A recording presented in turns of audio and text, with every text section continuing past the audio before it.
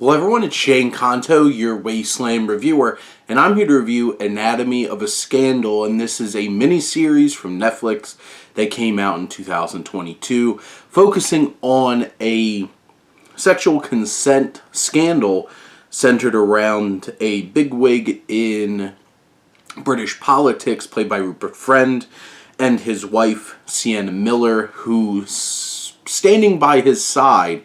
And there's even more intrigue that's layered in by the one trying to prosecute him, played by Michelle Dockery.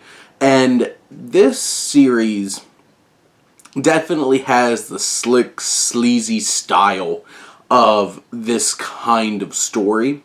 There's some interesting directorial choices in terms of like how they do flashbacks and how they seamlessly meld between these memories of what happened, or these mismemories of what happened depending on who's remembering them. And there's a fluidity in it, and it's like this fever dream that brings some personality into how they handle some of these exposition-heavy flashback sequences. Because there's a lot that goes into this story in terms of all the way back to Friend's character James back in college and when he met his wife, Sophie, and the actions of one evening that kind of set the tone for this present scandal where he's being accused of raping a young woman who works for him that he insists that he had a consensual relationship with. And you have Naomi Scott, who plays this young woman, Olivia. I think the story has some surprises and some layers.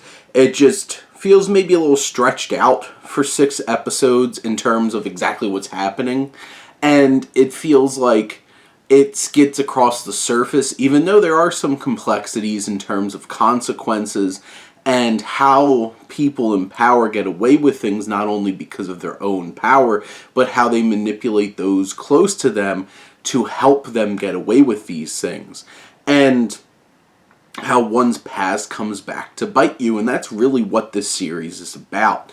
And I feel like you have 3 very strong performances. Friend gives a performance that's so charismatic in one hand and so disgusting in another, and he gives enough to seem like he's a nice kind of guy who just made some mistakes, but realizing that, like, what's that fine line between being a good person who makes some mistakes and just being a bad person who's playing you?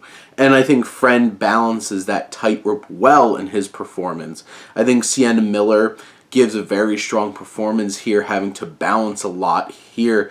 But it's Dockery who I feel like really stands out, who has shined in Downton Abbey and The Gentleman.